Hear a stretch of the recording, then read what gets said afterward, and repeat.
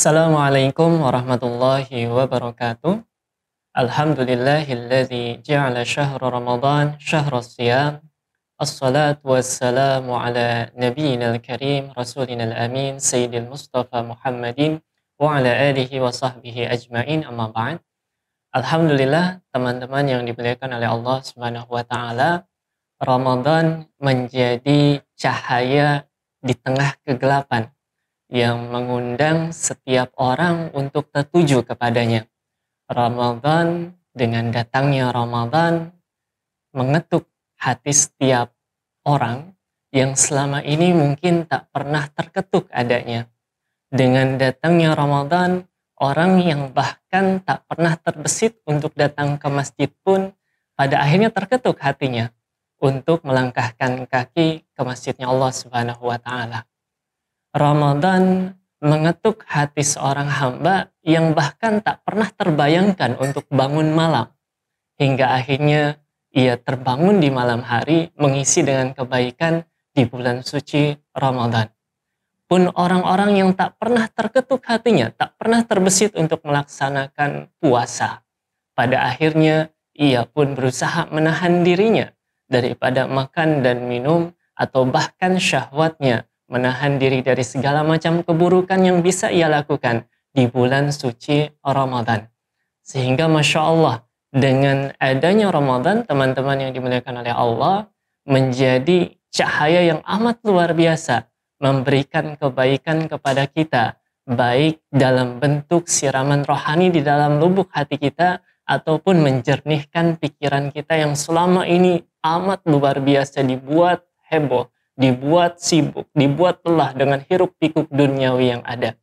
Maka Masya Allah, pun dengan datangnya Ramadan, teman-teman yang dimuliakan oleh Allah, menjadi motivasi bagi kita untuk lebih mengenal akan agama kita. Banyak orang-orang yang sebelum Ramadan bahkan tak pernah terbesit datang ke masjid. Hingga datangnya Ramadan, orang-orang berbondong-bondong datang ke masjid dengan berbagai macam karakter, dengan berbagai macam background pendidikan, dengan berbagai macam guru yang selama ini menjadi teladan. Berkumpul mereka di dalam satu masjid yang sama. Dengan datangnya orang yang beragam ini, tentu melahirkan pertanyaan-pertanyaan ketika timbul adanya sedikit perbedaan dalam pelaksanaan sholat yang dilakukan. Terlebih yang paling mencolok tentu adalah sholat tarawih adanya, yang mana ini menjadi motivasi kita untuk menelaah keilmuan kita, sudah sejauh mana kita memahami akan agama kita sendiri. Kita tarik satu contoh yang paling masyhur adanya, ataupun yang paling banyak terjadi di masyarakat adalah orang bertanya-tanya, Ustadz, ketika saya melaksanakan sholat tarawih, ataupun sholat wajib pada umumnya, dengan banyaknya orang yang tiba-tiba datang ke masjid di bulan suci Ramadan, Masya Allah, saya pada akhirnya melihat beragam fenomena yang berbeda. Salah satunya dengan cara bersedekap yang beragam.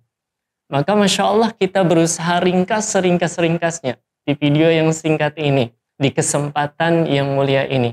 Bagaimana cara bersedekapnya Rasulullah SAW.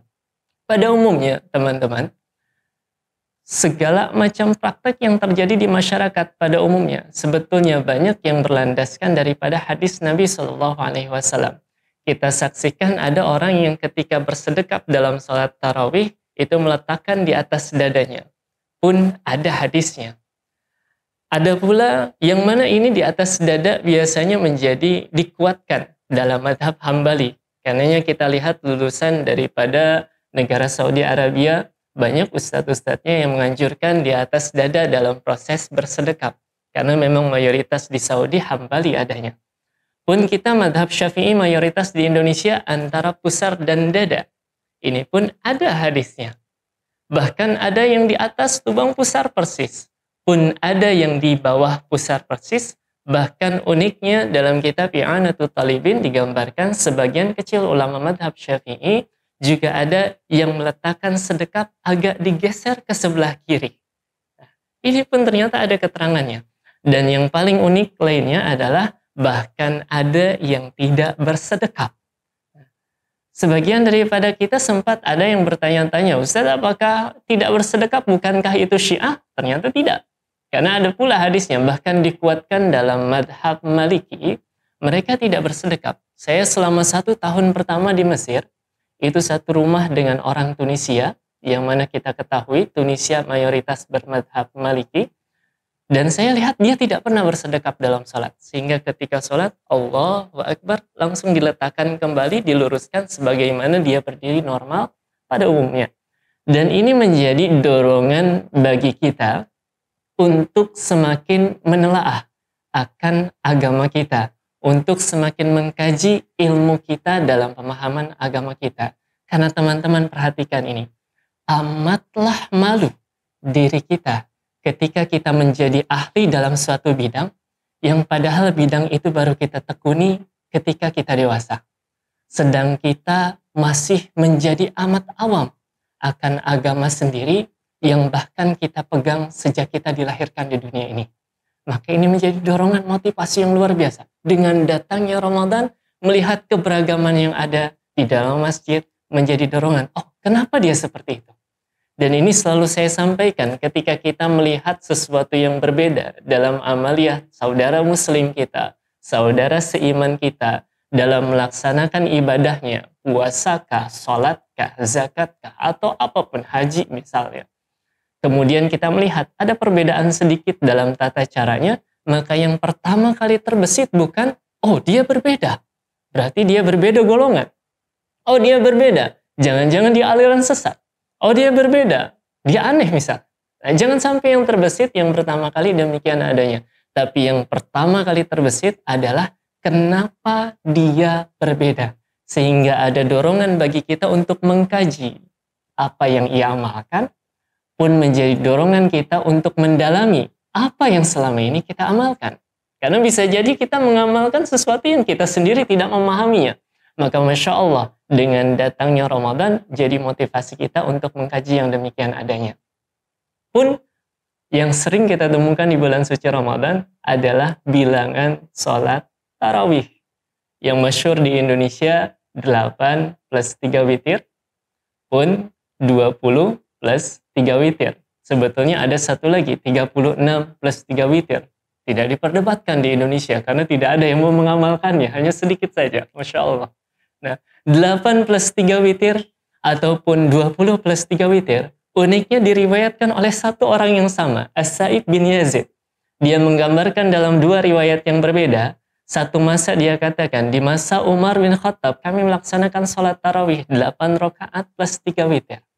Dalam riwayat yang lain, orangnya sama, As-Sa'ib bin Yazid. Dia mengatakan, di masanya Umar bin Khattab, kami melaksanakan sholat tarawih 20 rakaat plus 3 witir.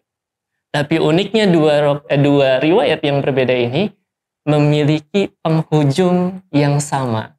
Yaitu apa? Kata As-Sa'ib, mau 8 plus 3 atau 20 plus 3, ia katakan, tidaklah kami keluar dari masjid kecuali di ambang fajar.